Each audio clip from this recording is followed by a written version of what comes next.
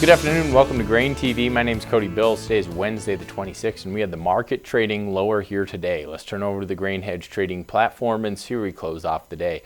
Corn trading down 3 3/4 cents, soybeans down 9 3/4 cents, and wheat in Chicago here trading down 3 3/4 cents. Now we talked about this a little bit yesterday.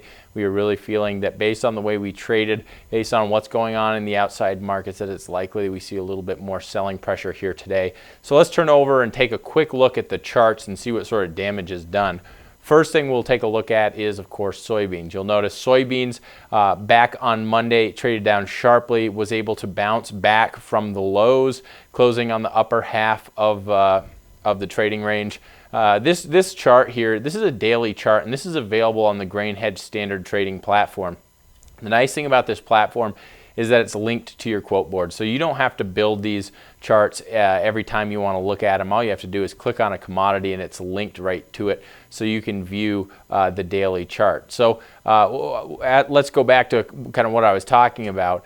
First of all, on Monday we traded down, we rallied back. On Tuesday we filled the gap. So yesterday we moved back up, we filled the gap. That was a significant resistance levels, as oftentimes it is, and we ended up closing down near where we opened.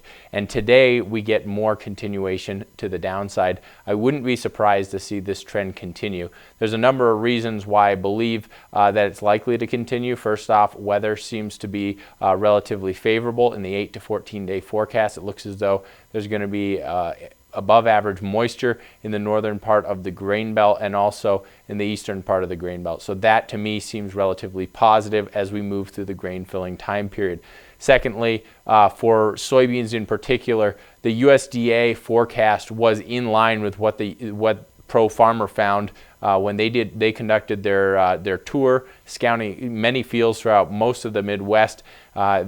Basically, their yield estimates are in line with soybean yield estimates of the USDA, and to me that's a bearish factor. So then you throw in China. China was able to somewhat stem losses here last night, but still they ended up closing negative. Not nearly as negative, but still down over 1% in the overnight session. The concern here is, of course, Chinese demand. If there is some serious situation over there in their economy and their economy slows more, the question is, will China soybean demand, which is a huge component of the U.S. balance sheet, will that be as strong as the USDA forecast in August? And I would submit that it probably will not be. So in general, when you look at this, I wouldn't be surprised to see more weakness out of soybeans in the weeks to come. When you look at corn, similar situation. We haven't seen as much weakness out of corn. I think a number of those reasons. First of all, China is not a major consumer of U.S. corn.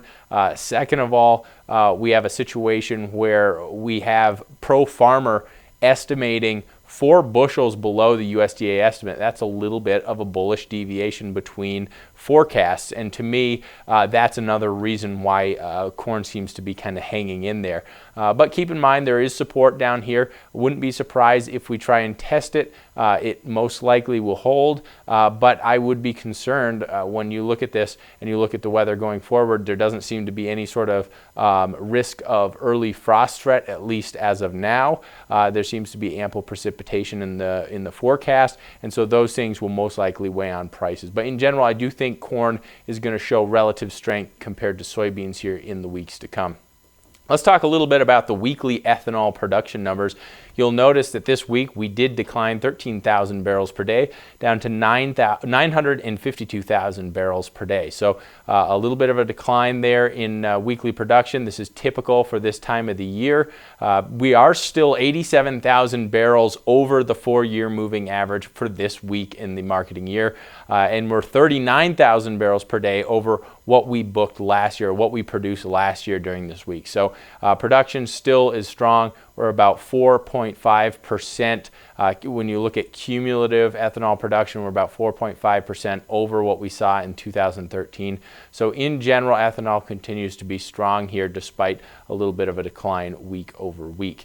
When you look at stocks did increase 67,000 barrels this week, up to 18.63 million barrels. Now tomorrow morning we will be getting export sales out early in the morning. We'll be writing about that in our morning commentary, so make sure you do stay tuned. You can go to AgWeb to view that. You can view it on our blog, or there's a number of places where you can view it. So if you have any questions about it though, please give the office a call. The number is 877-472-4607. But let's just go over some of these expectations. For old crop corn, analysts are expecting between 50,000 metric tons to 250,000 metric tons. For soybeans, anywhere between no sales to 150,000 metric tons.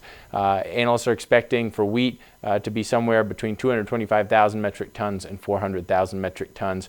Expectations for corn and soybeans in the new crop are a little bit higher here. Corn expecting 450,000 to 650,000 metric tons, and soybeans between 600 to 900,000 metric tons. Other than that, guys, that wraps up today's show. If you have any questions about what we talked about today, please do give the office a call.